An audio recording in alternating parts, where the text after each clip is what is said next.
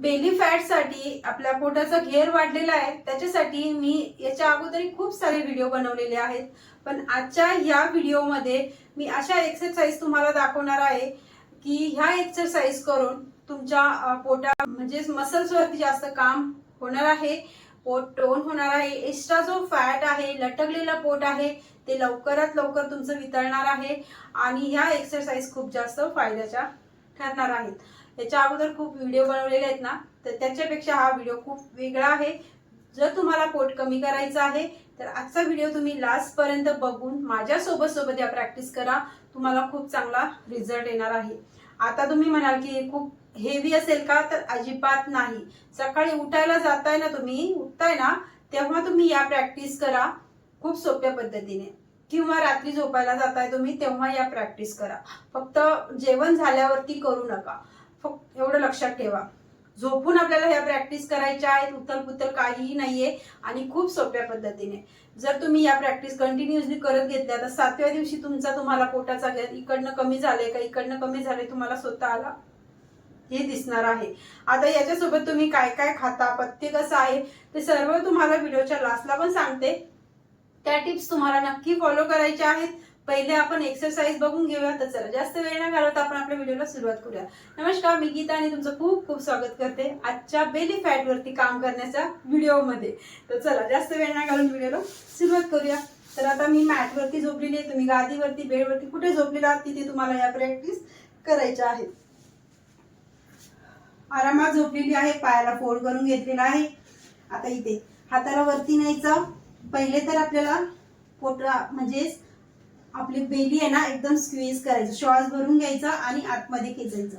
हात वरती खेचून घ्यायचे आणि श्वास भरून होल्ड, पायाच्या पंजांना खाली आणि हाताच्या पंजांना वरती खेचायचं. 1 2 3 4 काउंटिंग मनामध्ये करा, श्वास बाहेर सोडायचा नाही. 4 5 6 7 8 9 10 20 काउंटचा होल्ड तुम्ही करायचा आहे. आता इथे प्रॅक्टिस सुरू करूया. पहिली प्रॅक्टिस, इथे यायचं, हाताला असं आणायचं आणि एकदम स्लो मध्ये 1 2 3 4 5 6 7 8 9 10 11 12 13 14 15 16. ज्यांना सर्वायकलचा प्रॉब्लेम असेल तर त्यांनी अप्पर बॉडी उचलायची नाही, त्यांनी फक्त ही पोझिशन करायची. 16 17 18 19 20.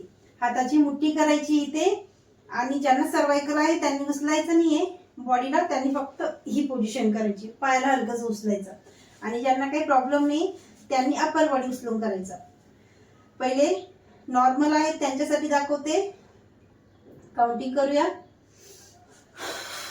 1 2, दुसऱ्या साईडला सेम. 3 4 5 6 7 8 9 10 11 12 13 14 15. आता ज्यांना सर्वायकल आहे किंवा मान नाही उचलायला सांगितले, डॉग पाठ दुखते वगैरे असं केल्याने, तर त्यांनी ही पोझिशन करायची. 1 2 3 4 5 अँड रिलॅक्स. तुम्ही पण 20चा राऊंड घ्यायचा. नेक्स्ट प्रॅक्टिस, हाताला वरती न्यायचं, ओपन करायचं, क्लॅप, अपर बॉडी उचलून. 1 2 3 4 5 6 7 8 9 10. आता अपर बॉडी न उचलता देखील तुम्ही ही पोझिशन करू शकता. 9, फक्त पायाला वरती किक मारायचं या पोझिशन मध्ये. 9 10 11 12 13 14 15 16 17 18 19 20. दोन्ही पायामध्ये हलकंसं अंतर, हाताला वरती न्यायचं स्लो मध्ये. 1, जितकं होईल तितकं अपर बॉडीला उचलायचं, पूर्ण पोटावरती प्रेशर आलं पाहिजे. 2 3 4 5 6 7 8 9 10. ज्यांना बॉडी उचलता येत नाही त्यांनी या पोझिशन मध्ये 1 2 3, फक्त ब्रीदिंग करायची फुल अँड ब्रीद आउट. जेव्हा ब्रीदिंग करतो तेव्हा पोट आतमध्ये गेलं पाहिजे. 9 10. रिलॅक्स. नेक्स्ट प्रॅक्टिस करूया. जर तुम्ही सकाळी सकाळी या प्रॅक्टिस करत असाल तर तुम्ही तर ही प्रॅक्टिस करायचीच आहे. एका पायाला असं लांबून द्यायचं, दुसऱ्या पायाला असं आणायचं. 1 2 3 4 5 6 7.